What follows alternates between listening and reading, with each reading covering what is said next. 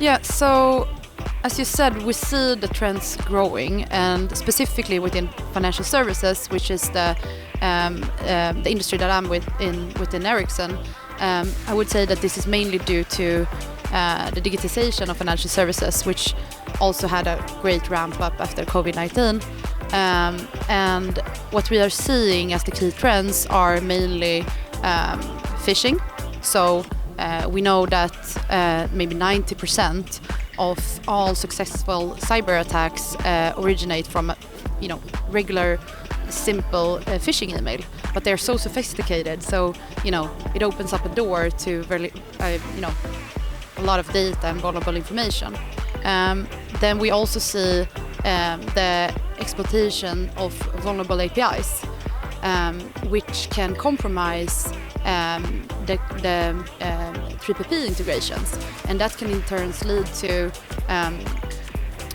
supply chain attacks or other attacks that are related to the integrations. But then there's also all the technologies that are related to fraud that are empowered by the AI.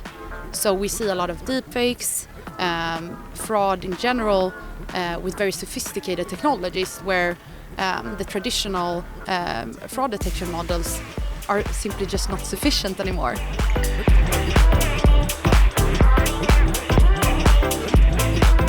And I think that it's a very interesting point you're making, because being here in Money20, a majority of the sessions, obviously Gen AI and AI have been a major topic. Major industry players like NVIDIA has been keynote speakers, and AI has been a really covered topic here. But the main thing we are talking about is how we are using AI to optimize operations and the return of investment and all the cost efficiencies. So everything good that AI brings.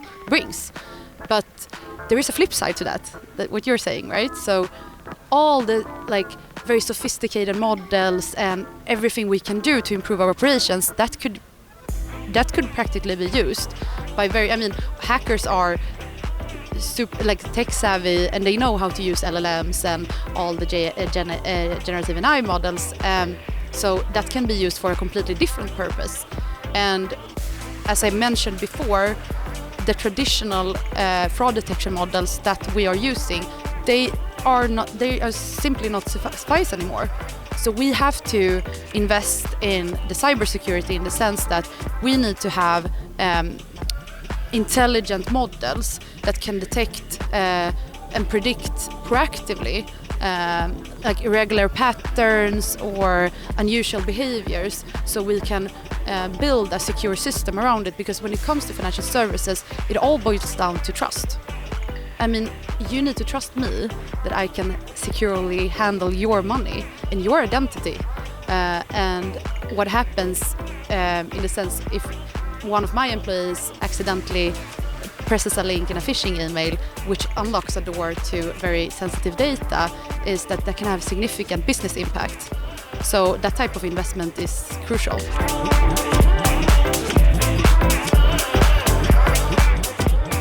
For the telco and FinTech play, obviously for us it's a very exciting play from where we are sitting right in the midst of the financial services and telco space. But just looking at where we are moving in terms of the consumer behavior, the market trends, this is a marriage that has to happen, and it will be successful. Because telcos, all the data that the telco sits on, with all the customer insights to leverage that and create personalized financial services. We are seeing a lot of focus on, for example, personal lending. So you're seeing telcos and banks partnering and using telco data as an alternative data source for assessing credit risks. And this provides for the telco new revenue streams, but for the financial service providers or the banks in this case, you can provide lending capabilities that are nothing that you have seen before, because they will be specifically personalized due to the accuracy of this data. But then it's also the fact that the scale of the telco is something that maybe financial services providers never have been able to reach themselves. So I think it's going to be very exciting.